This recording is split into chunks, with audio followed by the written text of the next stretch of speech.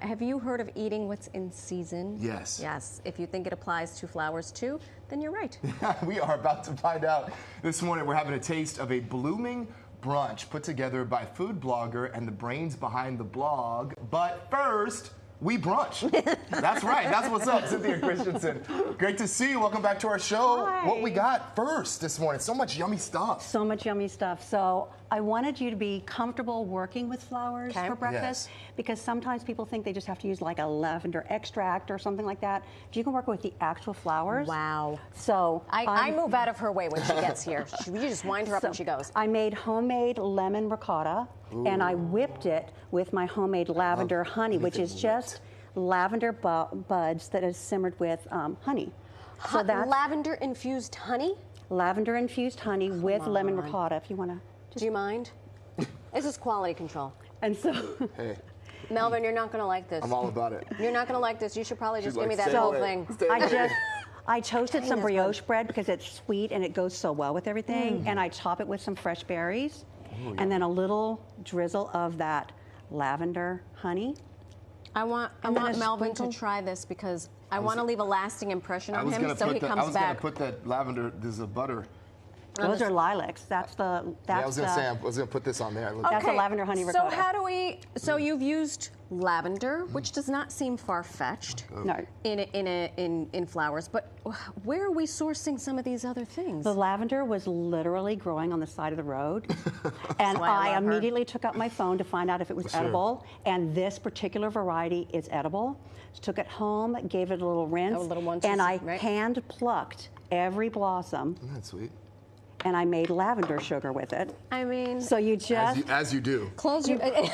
You just put it in a jar. That's what you do. That's what my brain does. Yeah, mine too. So you picked these off of a stranger's house. I knew you were a gangster. I love it. And then, how did you clean them? Did you just rinse with water? Did you rinse do, like, with water. Vinegar or anything? Nope, just plain water. That's it. To make sure there was nothing on it. Okay. And then just add it into a jar of sugar. Yeah. And every time you pass by the jar for like a week, just give it a shake. Give it a little, give it a little shake. And then as one does. When you want to shake. And then when you want to use it, just spread it out on a sheet pan to let it dry, and then that's it. And so I made these lilac sugar scones. Get after it. And they actually, I left the blossoms in the sugar, so they are ground up in there, so they smell and taste like lavender, like lilac. What do we have here? So this is you like, This is my raspberry rose parfait. And I made my own raspberry jam. Of course. And I made my own rose water by simmering rose petals for about 45 minutes. Unbelievable. And then I made rose granola with a little rose water and some rose petals. Of course I did, I'm precious. Come on.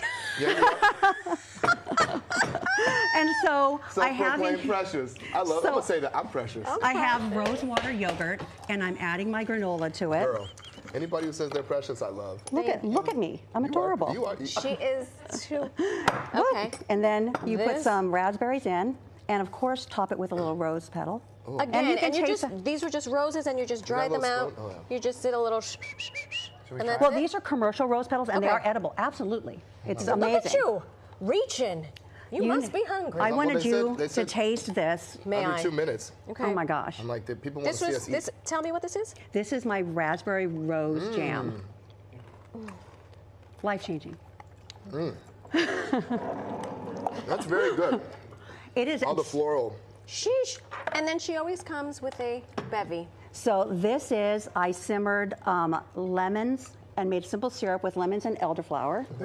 And then, of course, it's topped with flower sprinkles. Beautiful. Because why not?